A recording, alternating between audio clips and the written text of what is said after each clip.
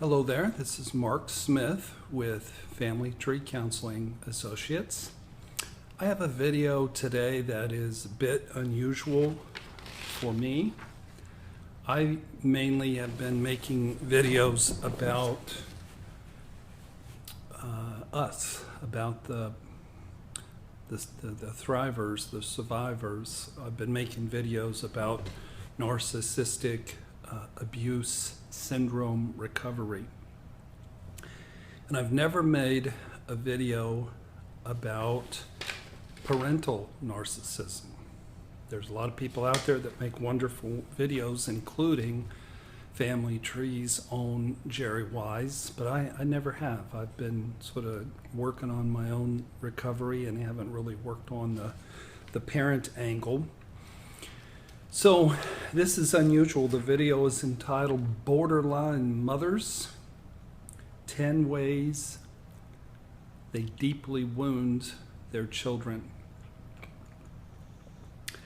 I haven't been researching the topic. I actually am listening to a book on the topic, but all of these thoughts are just really from my own experience of growing up with a borderline mother. I believe I'm going to try to use a photo of a painting of my mother. So if it works well aesthetically, you'll probably, when you look at the cover on the video, that's a painting of my mother some point in her 20s, mid-20s. So the reason why I've shifted gears here, and I shared this in a couple videos ago, I'm struggling with getting closure. You know, what went on in my significant other relationship for 6.5 years was just so horrific and so shocking. My system is still shocked. And I was harmed so much and so much damage was done, and so many lies were told, and that there's a part of you that wants to, get some kind of restitution, some type of justice. And that's where I have to just keep reminding myself, you recruited this individual. You were prone, you were open to being loved horrifically because you were loved horrifically by your mother growing up. And if all people should know that, it's me. I've been teaching that for 30 years. And yet, sometimes in the wake of triggers and wounds that come up as you're processing, you can forget that. So I'm really being reminded to sort of shift the focus off the current day borderline or narcissist who ate my lunch recently, and to go to the source. And the only way that could happen was me being raised by, someone who is the psychological twin of my mother. Excuse me.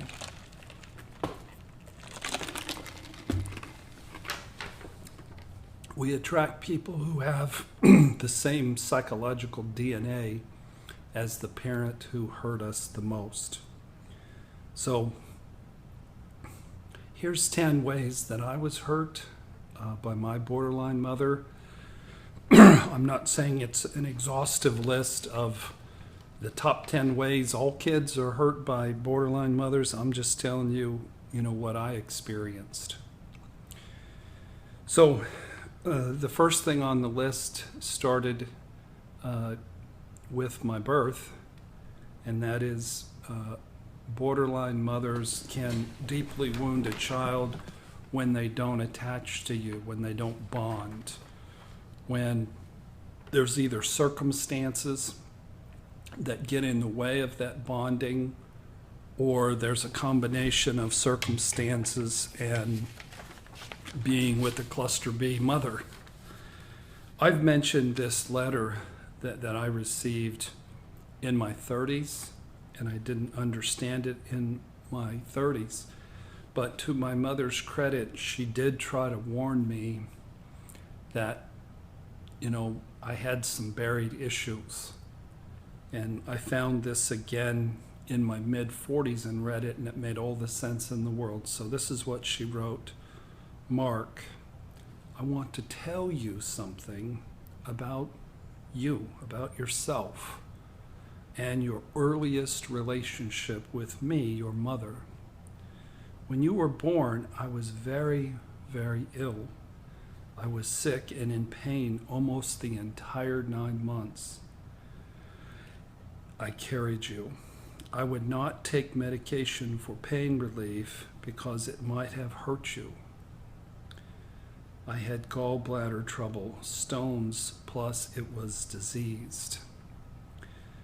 It is extremely painful, and therefore the doctors thought it best to induce labor 2 weeks before you were supposed to be born. That was the beginning of our problems, Mark. She called them our problems, but I'm the fellow who has to live them out. She writes, you were not ready to be born. You were born angry and screaming. I took you from the hospital and you literally screamed day and night.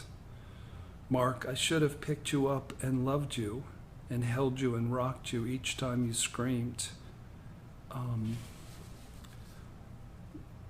And made you feel safe and secure. But I couldn't do it, honey. I was too sick, and while I recuperated a short 3 weeks after you were born so I could be strong enough for surgery, I had to let you lay and scream. Then I had a woman babysit with you. She was good and loving. You wanted your own mother, though, and I couldn't take care of you until you were 3 months old. By this time, you were sick. They said you were allergic to practically everything. I wonder why. So the next 10 months, I really had to struggle to get you healthy. But Mark, I was also then expecting Sammy. And I needed my rest. And I couldn't stay up with you night after night. Plus Chuck was just a baby, and he had to have some of my time too. So I think that you have always felt lost in the shuffle. You refused to stay in the nursery, so you escaped 3 times, so they refused to keep you, and you were never particularly happy in school. So you might say, wow, what a nice lady. She was just sick, and but you can't let a baby just lay and scream for the first 6 or 3 weeks of their life. Part of this is a cultural thing. Back in 1959, they wouldn't have thought of giving my dad a leave from the Air Force to come home and be a parent. It would have been nice to have my dad there caring, or she could have got that mother surrogate in there 3 weeks earlier. But I think more could have been done, more had to be done. But, and then, being a good Catholic, to earn her mother's acceptance, my mother was on a mission to spit out as many kids as quickly as she could. And 2 people who really didn't have the wherewithal or the emotional health to have 1 child had 7. And I was sandwiched in between the first 3 and really never did attach, and would cry until I was in a purple rage. And that was the core of me. And that is why I needed to pick somebody who would shock my system so much to send me into that purple rage while she was giving her love to another man. The second way my borderline mother harmed me was being so unstable and just living a life of chaos. In the Air Force, they move you every year and a half, so that's a lot of chaos. There were 7 children when my mother remarried one fellow. My little sister had died, but then we brought on 3 step siblings, so then we had 9 children. My mother had disastrous health, and every time the phone rang, it just made me horribly sick to my stomach, because I knew it was probably, some kind of dire emergency where my mother was teetering between life and death, and it just made my stomach queasy. My mother and father married each other and divorced each other 3 times. And then my mom sandwiched in 2 more marriages, so she was married 5 times. There was financial chaos. At one point, when I was in college, my mother was indicted in a local office that she was holding and spent the summer in jail. So she was a ball of constant chaos, and it's like you just tried to control your environment so that you wouldn't be swept up in the chaos and in the anxiety. I remember one time we were driving. It was a long trip. I think we're driving to Montana from Texas, and it was during a storm, and my mother was praying the rosary, praying Hail Mary, and but her prayer was just sopped in anxiety and fear, and I was almost trembling because I was filled with so much anxiety that it was just funneled into me from her system to mine.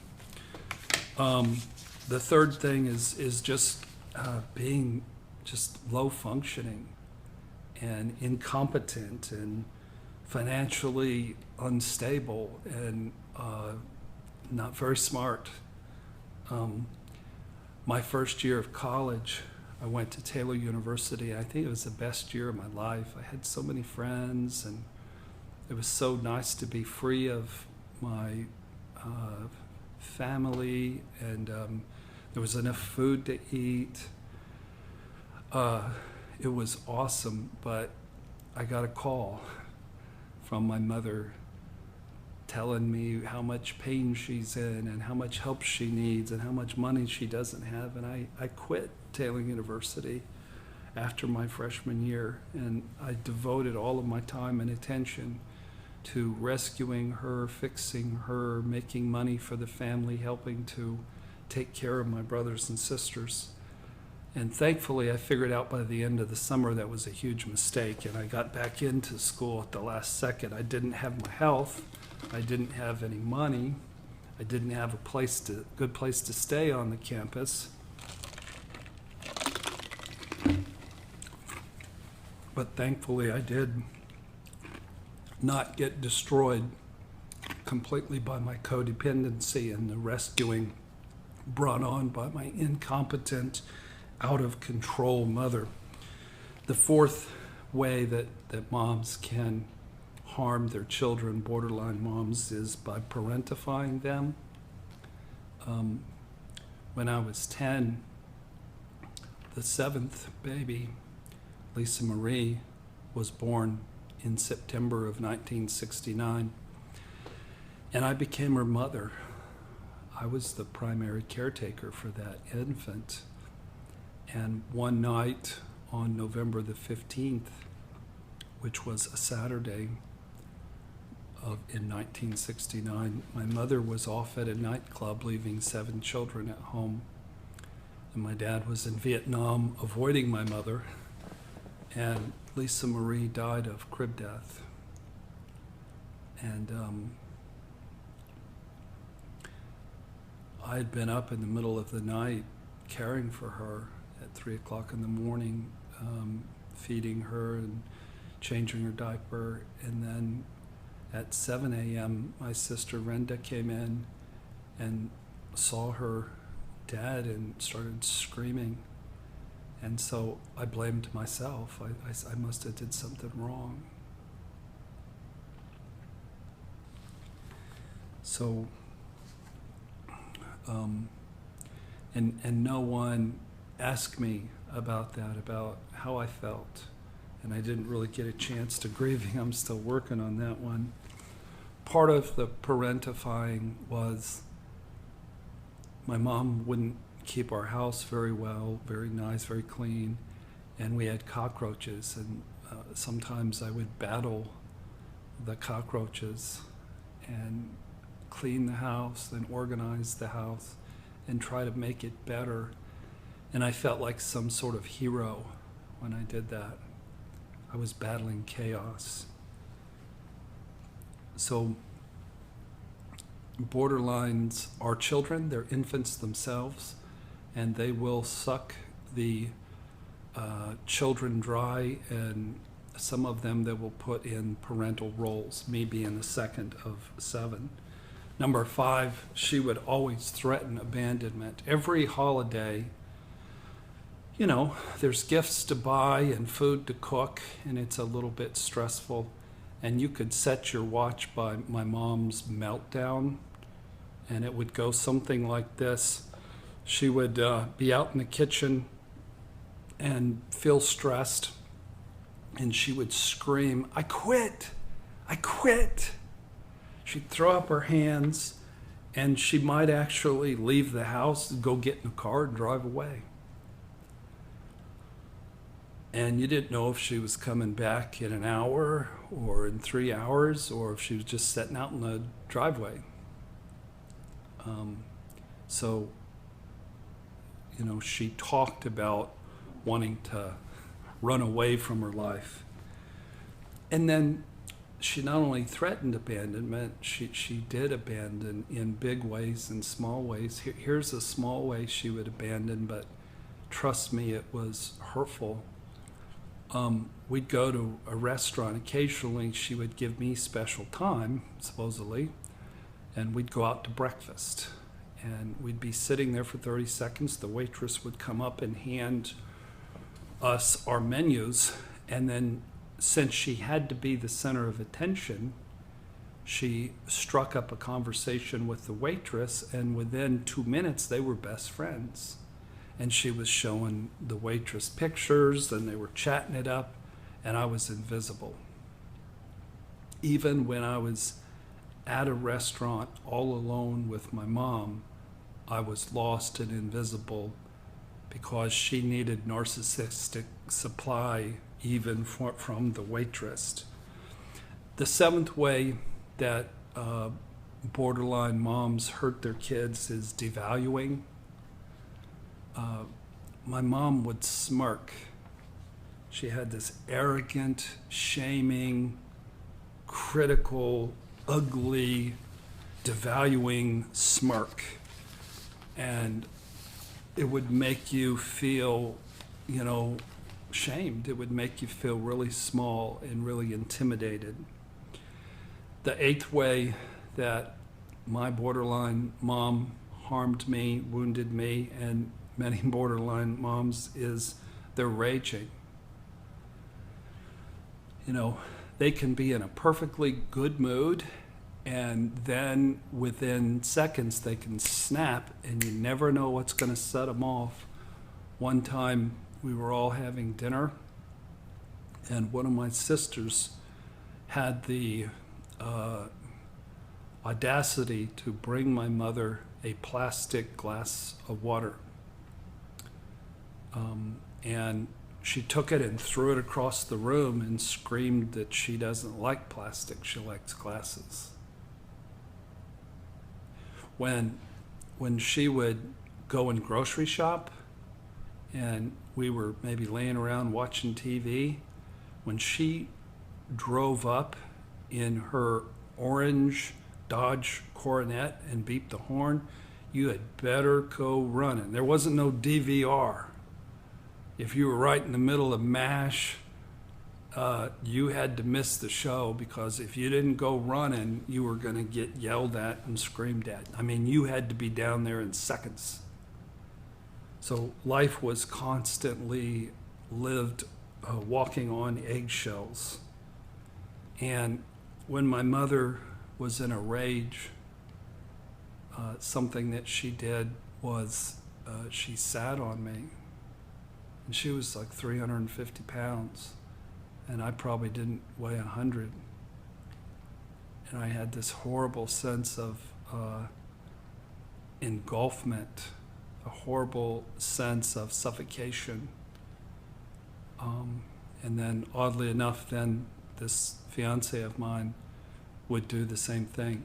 And she wasn't 350 pounds, but she would come and hold me down because she knew I wouldn't, retaliate. And when my mom was in a rage, she had a swagger to her. It's interesting. As I'm sharing this, I'm struggling with it.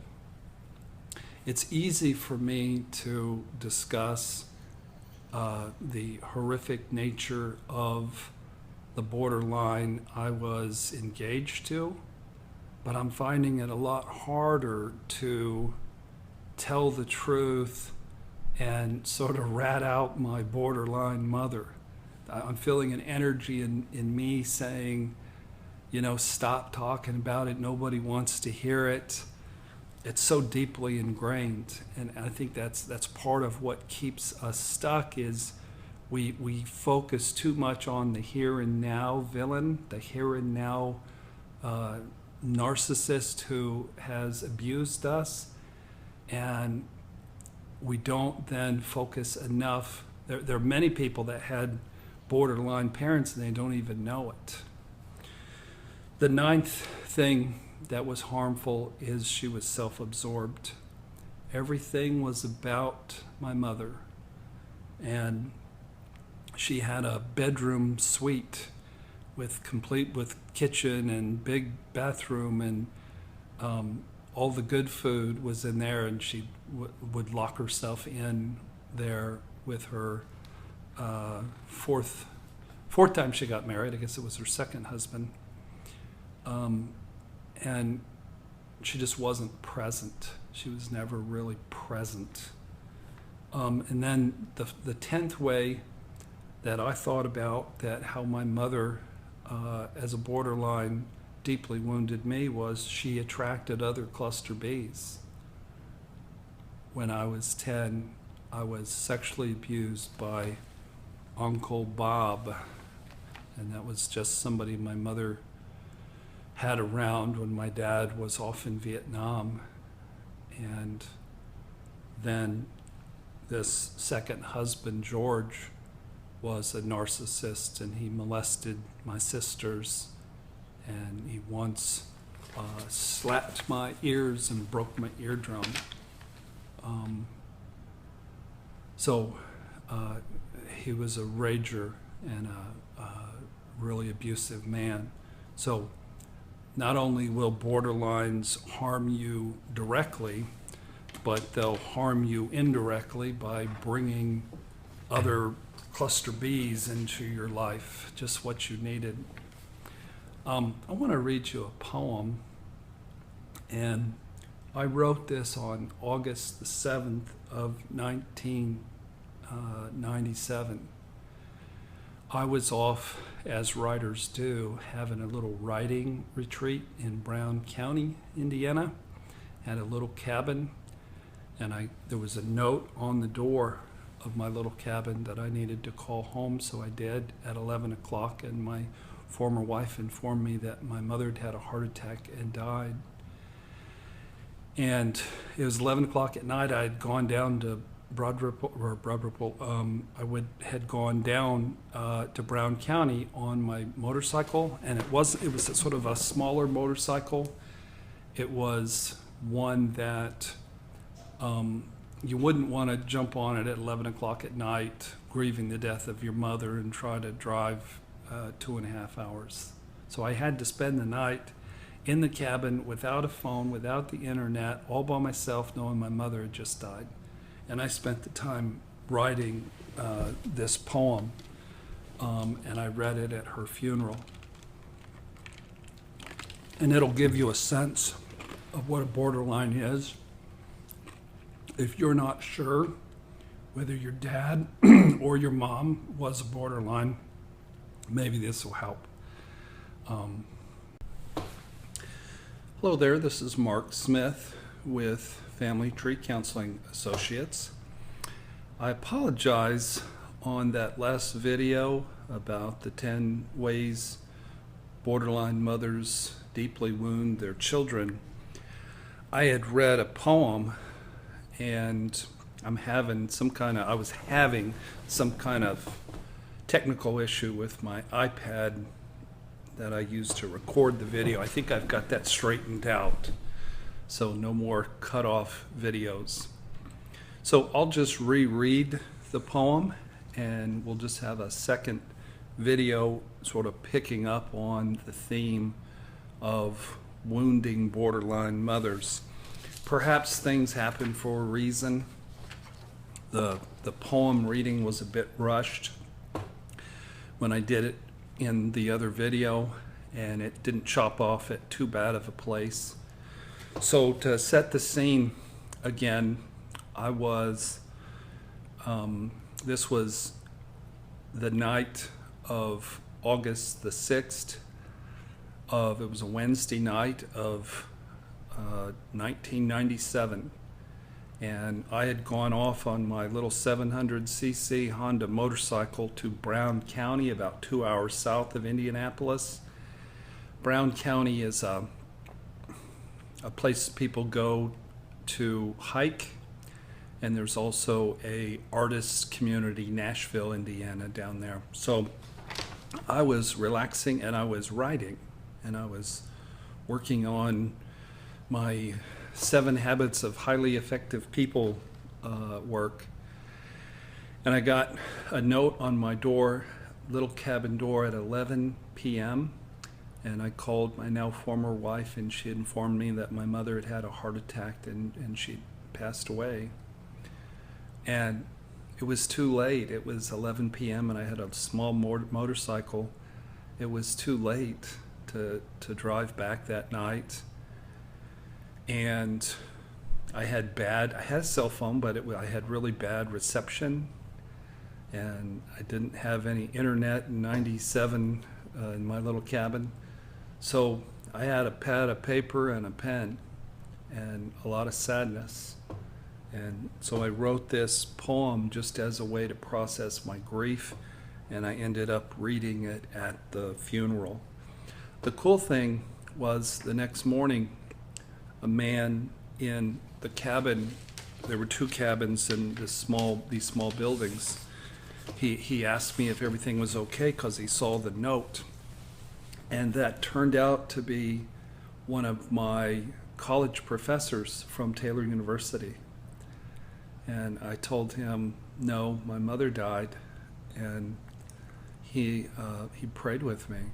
It was so cool that I was all alone in the world. I was in that cabin, and yet somebody from community was strategically placed there for me, and it really did help to have somebody empathize with me and show me some kindness and to show some care during that very, very dark and lonely hour of my life. So I entitled the poem Our Mom, and really I was reading it mainly for my siblings, but also for everybody there at this funeral service. Our mom was fun. She was loud and colorful and very spontaneous. She loved music, parties, and people of any size, shape, color, or creed. I don't think she would even want today to be a sad, dark occasion, but rather a celebration of her life. And our mom loved us. She loved us as best she could. She showed that with her hugs and kisses, with her interest in our lives, with her biscuits and gravy in the morning, and with her famous stuffed green peppers at night.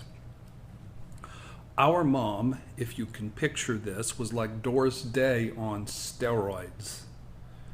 She had the unbridled joy of a child and the zest for living of an imp, and a singing voice that made you feel all warm and magical on the inside. And our mom loved us. She loved us as best she could.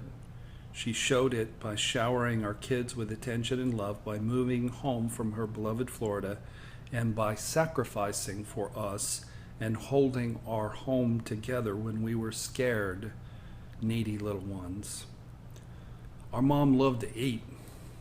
She loved to laugh, she loved to spend, and she wasn't the least bit shy about flashing that Irish temper from time to time.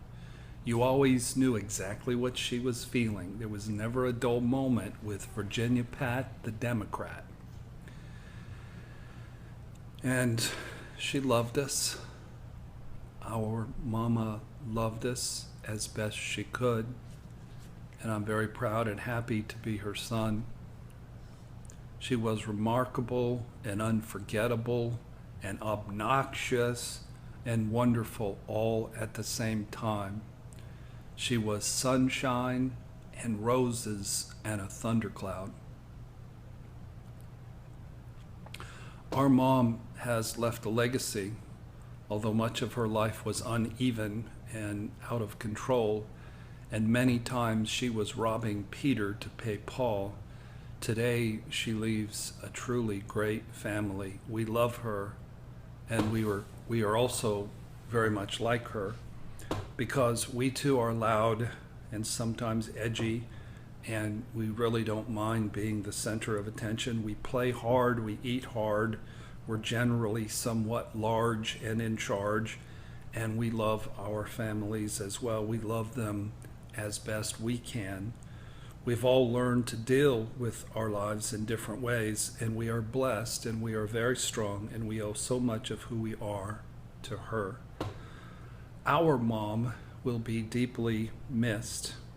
However, her memory will live on deeply within us, dancing like a little girl on the screens of our minds. Our mom was special, and she loved us. She loved us as best she could. I want to go through and address some of the things, because when I read this, it concerned me because it was just so filled with denial. If you have a borderline parent, you need to know it, and you need to feel the implications of it, and you need to name it. Frankly, I went into my mid-40s not afraid of borderlines. They intrigued me, they excited me. I was dealing with soul murderers, and I thought I was dealing with cutie pies. And the last one was so dangerous and so ruthless that it about killed me. Cluster B disorder stuff is not a joke. They're not just cute. They're not just eccentric. They're soul murderers. So in the first paragraph, I talked about her love for people, and that was true. My mother did love people. She loved to be the center of attention with people. And it's so true with dysfunctional families. We love as best we can. And with my mom and dad, it really wasn't very good, and it wasn't nearly enough. Just about everybody in my family developed food addiction, because that's how my mother showed love. There wasn't as many hugs and kisses as I remembered, but there was a lot of biscuits and gravy and stuffed green peppers. Doris Day on steroids, sing, dance, rage, control. She did have a beautiful singing voice. even with the grandchildren, there was a sense of, as I look back, her feeding on their narcissistic supply. She did have a food addiction. She ate herself to death when she was 58 years old. And it didn't have to happen, but she didn't get in recovery. She didn't do work on herself, and she basically ate herself to death. And so instead of calling rage, I said she flashed her Irish temper. What a lovely way to say that in denial. And she did have a spending addiction. She was unforgettable. I really don't think she was remarkable. She was obnoxious, and she could be wonderful. That's the thing about cluster Bs. They can act quite wonderful, but they are obnoxious, and they are hurtful, and they are dangerous people. And she did rob Peter to pay Paul, and her life was out of control. And she didn't leave a great family. She left a broken mess. You know, I've got an older brother who's a religious addict, narcissist. I've got a younger brother who's a sweet guy, who's a lesser narcissist. I've got some narcissistic tendencies, although I have loads of heart and empathy, as you guys know. And then I had a sister who was killed by a drug addiction, a sister who's a wicked, wicked borderline, and then a sister who's had really bad bipolar issues. So we seemed strong because 4 of us made a lot of money and were the boss at work, but that was just a cover, a shell that covered over the real brokenness on the inside. And most of my family members are still covered up or being employed as flying monkeys by that nasty borderline younger sister that I referred to.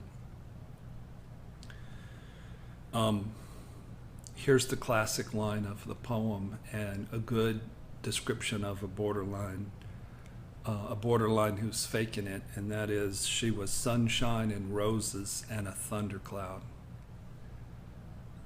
That is so descriptive of a borderline. So yes, she left a legacy, all right, a legacy of me needing to pick soul murdering, abandoning, lying, cheating, hurtful cluster Bs who about shattered me into oblivion. So I do miss my mom. I do love my mom. And she loved us as best she could, but it just wasn't anywhere nearly enough. It's a scary thought to have. My dad was Aspergerish, you know, like a bubble around him. He was a wounded little boy. He was born when his mother was 14 years old. He's a Pennsylvania hillbilly from the coal mines south of Pittsburgh in Butler, Pennsylvania. And my mother was born out of a union between, my grandmother was 19 and she became pregnant. She was the nanny for a family, and she became pregnant with the man's child, and then she was shipped off to an orphanage for the first 3 years of her life. So, you know, I was abandoned and didn't connect, but at least my mom was in the house, whereas my mom was just shipped off to an orphanage. And then when she was picked up by my grandmother, the man she'd married, my grandfather, was a horrible little Dutch troll of a narcissist man, just filled with rage and control. And he hated my mother. He couldn't have children. So she became the face of his abuse and rage, and she wanted to run off and get married with the first guy with a crew cut and a cool car, which was my dad. So I hope you enjoyed the poem, and I'm glad I got to do it justice with giving it context and sort of breaking through some of the denial. When people die, we over-idealize them. You want to be a great president? Get assassinated, halfway through your term, and we'll think more highly of you than maybe we should have. It's a overcast, really muggy Sunday. I'm going to go cut the grass. So I hope this was a blessing to you. Borderline personality and cluster Bs is no joking matter. Protect yourself. The world is not a safe place, but you can make it safe if you're discerning and wise. My good friend Tom and I had dinner last night, and we were discussing dating and that fine line between trusting enough to let somebody in and protecting your heart so you don't get smashed by liars and cheaters and cluster Bs. There's a fine line in there somewhere. Have a wonderful day. Thank you for watching. If you haven't joined our YouTube channel, join us at Family Tree Counseling on YouTube.